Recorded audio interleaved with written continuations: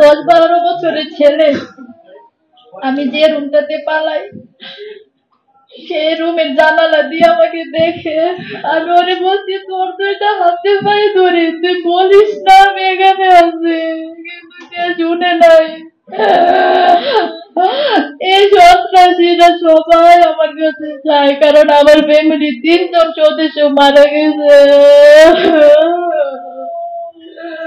আমাকেও বাঁচতে দিবে না। দরজাটা ছিল আরে ফেলে, এই দরজা ভেঙে আমাকে কুকুরের মতন হেঁচড়ে টাইনা নিয়ে, আমি এমনি তো মারাত্মক ভাবে আহত। আমাকে আবার বাঁশ দিয়ে বাইরে আবার একটা কূপ দেয়। আমার মাথাটা আপনারা দেখছেন কি করছে।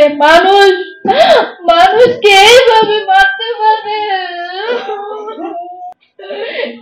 কি এমন অপরাধ ছিল আমাদের, আমার জানা নেই।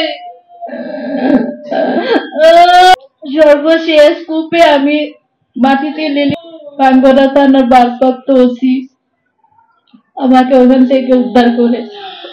আমি শুধু চোখে দেখি না, রক্ত এইভাবে মুছতেছি, তাকে দেখি আমাকে এত বড় একটা ইটের যেভাবে ছেঁচা দিতে নিছিল, যেভাবে আমি পরে দেখলাম আমার 3 সদস্যের যেভাবে মাথায় আঘাত করা হয়েছে।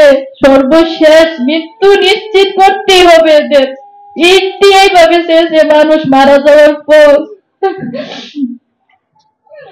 আপনারা দেখেন আমার ফ্যামিলির সবাইকে শুধু মাথায় আঘাত করা হয়েছে, মাথা একদম শেষে ফেলা হয়েছে। তাদের একটাই প্ল্যান ছিল, তারা মৃত্যু নিশ্চিত করবে, সবাইকে শুধু মাথায় আঘাত করবা। আমার ভাইয়ের মাথায় যখন কুড়াল দিয়ে খুব, আপনারা কি কেউ সহ্য করবেন যে চোখের সামনে প্রিয়জনকে এইভাবে মারতেছে চুপ থাকতে? আমি শুধু 2টা চোখ দিয়ে দেখছি, আমার কিচ্ছু করা ছিল না, আমি কিচ্ছু করতে পারি না। এমন নির্মম একটা ঘটনা ঘটছে বাংলাদেশে, আজ পর্যন্ত আমাদের পাশে কোনো দল, কোনো প্রশাসন কেউ পাশে দাঁড়ায়নি এখন পর্যন্ত। আমার একটা কষ্ট মনের মধ্যে। আমি হসপিটালে ছিলাম, কোন সাংবাদিক গুরুত্ব দিয়ে আপনারা এলাকায় গিয়ে এটা তদন্ত করে। আমি আপনাদের কাছে আকুল আবেদন, সকল জনগণ, সকল আইন শৃঙ্খলা বাহিনী, প্লিজ আপনারা আমাদের পাশে দাঁড়ান। আমি যদি বেঁচে থাকি, আমার 2 চোখ দিয়ে আমি যাদেরকে দেখছি